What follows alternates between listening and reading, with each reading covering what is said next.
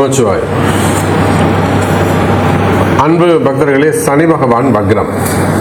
இந்த சனி பகவானை பொறுத்தவரையிலும் அவர் தான் ஆயுள்காரகன், தொழில்காரகன், இன்னும் சொல்ல போனால் கர்மகாரகன்.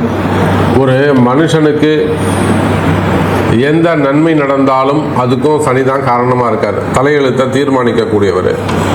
அதே போல் ஒரு மனிதனுக்கு எந்த தீமைகள் நடந்தாலும் கெடுதல்கள் நடந்தாலும் ஒருத்தவங்க கஷ்டப்படுறான்னா அதுக்கும் சனி பகவான் தான் காரணமாக இருக்கார்.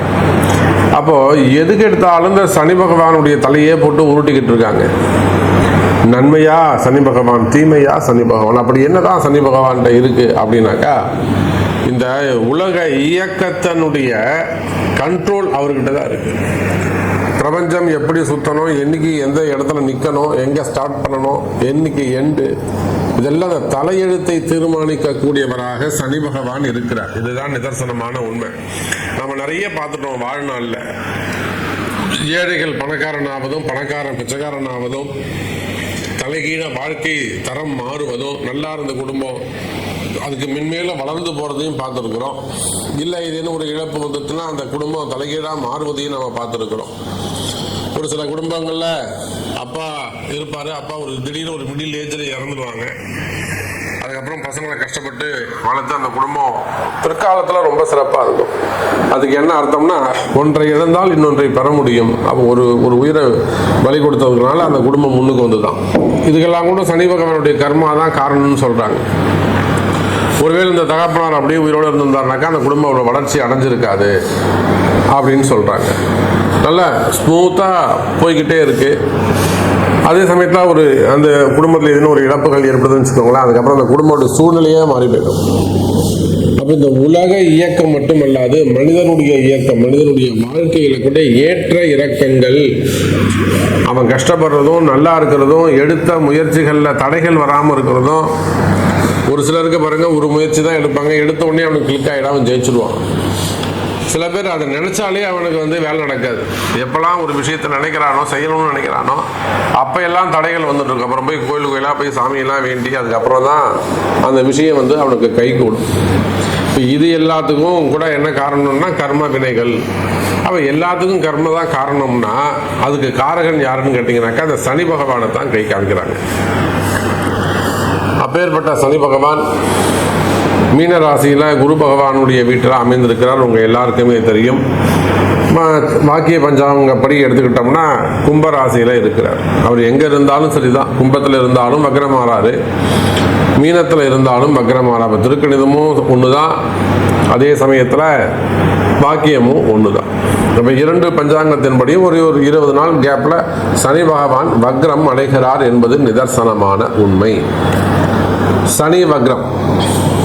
அப்போ இவ்வளோ தூரம் அந்த காரகத்துவம் ஒரு மனிதனுடைய வாழ்க்கையில் ஏற்ற இறக்கங்களுக்கு காரணமாக இருக்கக்கூடிய சனி பகவான் வக்ரம் அடைவாரே ஆனால் என்ன மாதிரியான பாதிப்புகள் ஏற்படும்? சும்மாவது நம்ம நிறைய யூடியூப் சேனல்ஸை பார்க்குறோம். இப்போ நிறைய பேர் பேசுகிறாங்க ரொம்ப அலங்காரமாக, நல்லா ஜம்முன்னு, அதுக்குன்னு ஒரு ஆட்டிடியூடோட நல்லா அழகாக பேசுகிறாங்க.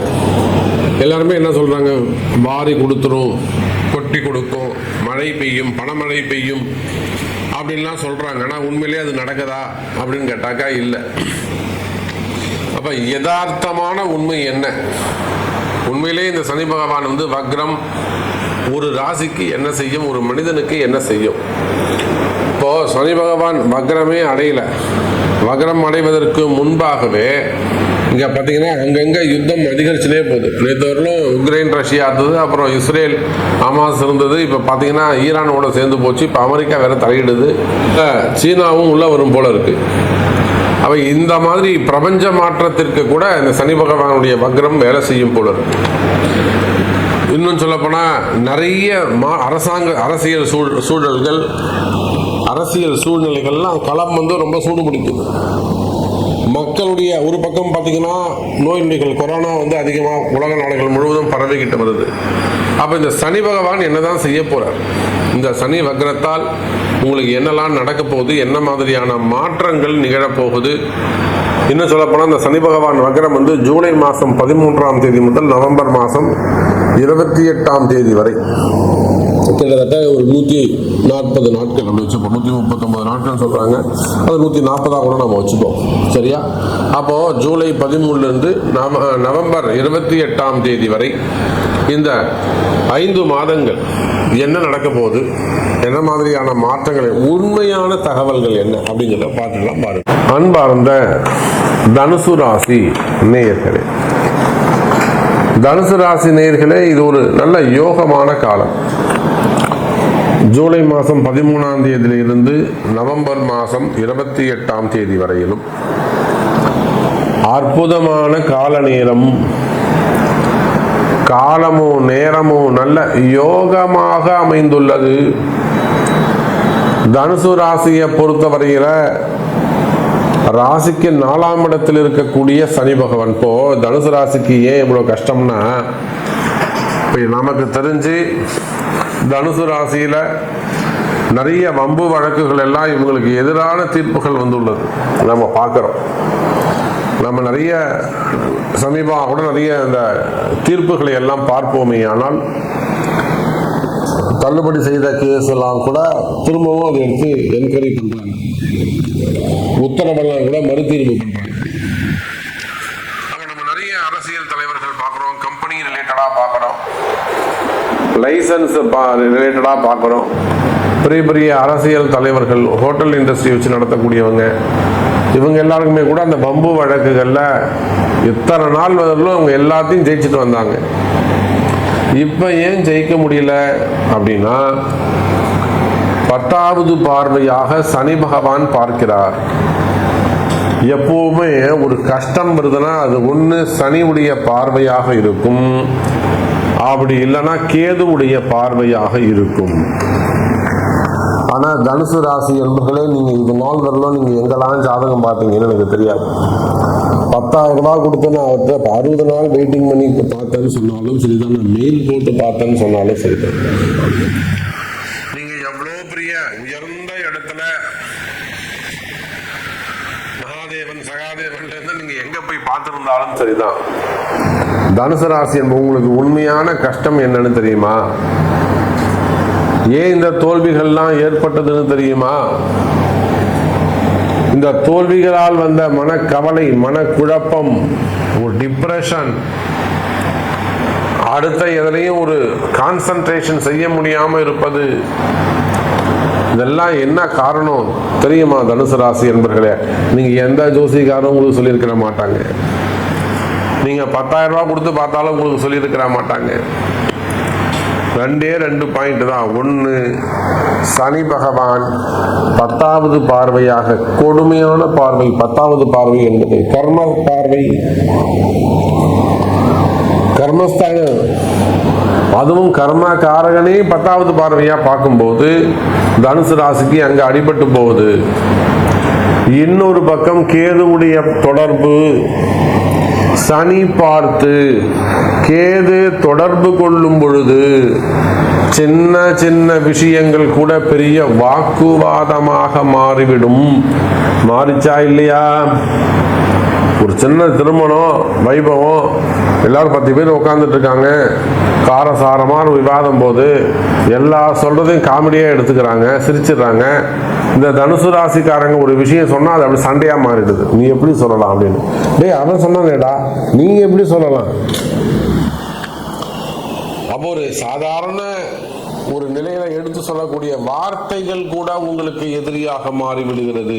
உங்களை ஒரு சிக்கல்ல கொண்டு போய் மாட்டி விடுதுன்னு சொன்னாக்கா அதற்கு காரணம் 4ஆம் இடத்தில் இருக்கக்கூடிய சனியும் உங்களுக்கு 9ஆம் இடத்தில் இருக்கக்கூடிய கேதுவும் தான் காரணம்.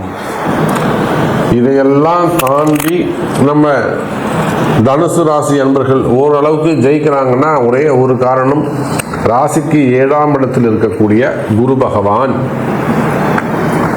அப்போ உங்களுக்கு எவ்வளோ கஷ்டங்கள் வந்தாலும், எவ்வளோ கஷ்ட நஷ்டங்கள் வந்தாலும், மனக்குழப்பங்கள் வந்தாலும், டிப்ரெஷன்ஸ் இருந்தாலும், உங்களை காப்பாற்றக்கூடிய ஒரே தெய்வம், உங்க கூட வரக்கூடிய தெய்வம் யாருங்க?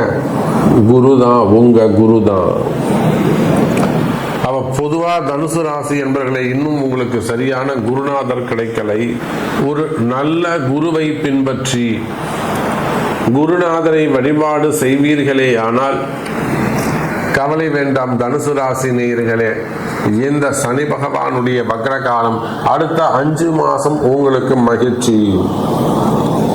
ஆமா சாமி, நீங்க சொல்றது எல்லாம் நான் ஏத்துக்கிறேன். என் கூடவே இருந்து பார்த்தா மாதிரி சொல்றீங்க, எங்க கஷ்டங்களை எல்லாம் சொல்றீங்க, அப்படியே சொல்றீங்க. ஓகே, நான் ஒத்துக்கிறேன். இதுவரையிலும் யாருமே சொல்லல, ஆனா நீங்க தான் உண்மையை சொல்லியிருக்கிறீங்க. அப்ப இந்த சனி பகவானுடைய வக்ரம் எனக்கு எப்படி இருக்கும்? நான் ஒரு ஷேர் மார்க்கெட்ல இருக்கேன், பணத்தை விட்டுட்டேன். அது நான் ஒரு ஸ்டாக் மார்க்கெட்ல இருக்கேன், ஒரு 10 பேர் 20 பேர் நான் குரூப் சேர்த்துட்டேன். அவங்களுக்கு இப்போ நான் பதில் சொல்ல வேண்டியதாக இருக்கு. வாங்கினவன் ரொம்ப அலட்சியமா இருக்கான், அலக்கழிக்க விடுறான், ஏமாத்துறான். எனக்கு ஒரு பரிகாரம் இருக்கான அவன்கிட்ட ஜெயிக்கணும் சாமி, நான் ஏமாந்து போகலாம். ஏன்னா என்ன நம்பி வந்தவங்க ஏமாறக்கூடாது.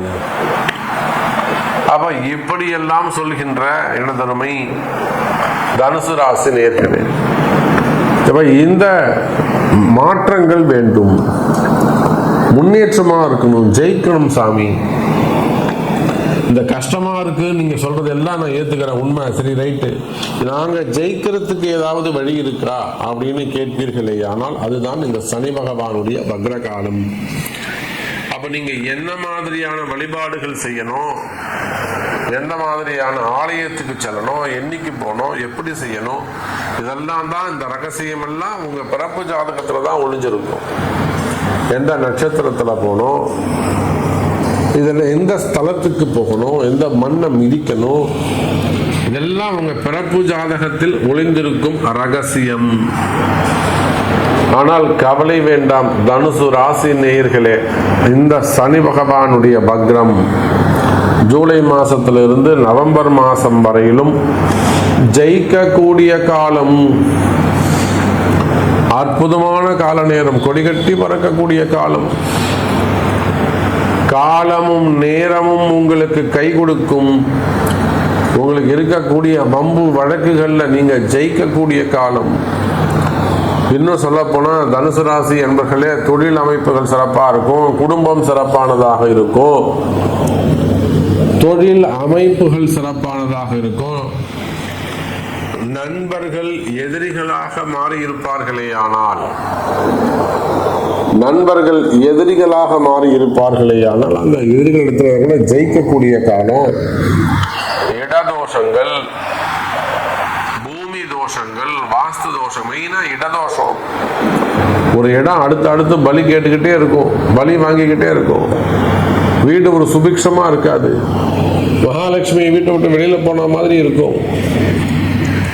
உங்க வீட்டு மகாலட்சுமி உங்களை விட்டு பிரிஞ்ச மாதிரி இருக்குங்க, வீட்டை விட்டு வெளியில போன மாதிரி இருக்குங்க. இந்த ஃபீல்லாம் நீங்க நேரடியா பண்ணலாம், பணங்காசு குறையும்.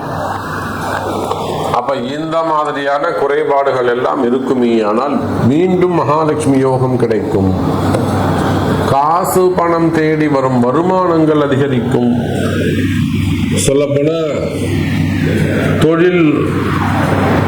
தொழில் அமைப்புகள் சிறப்பான கம்பெனிலாம் வச்சு நடத்தக்கூடியவங்க, அது ஏதேனும் சிக்கல்கள் இருக்குமே ஆனால், நடத்த முடியாத சூழ்நிலைகள் இருக்குமே ஆனால், அந்த மாதிரியான சட்ட சிக்கல்களோ நடைமுறை சிக்கல்களோ இருக்குமே ஆனால், கம்பெனி விட்டுலான் இருக்க முடியல சாமி, இந்த மாதிரிதான் புலம்புறதா இருக்குமே ஆனால், அந்த கம்பெனிலாம் ஸ்மூத்தா கொண்டு போகக்கூடிய வாய்ப்புகள் கிடைக்கும்.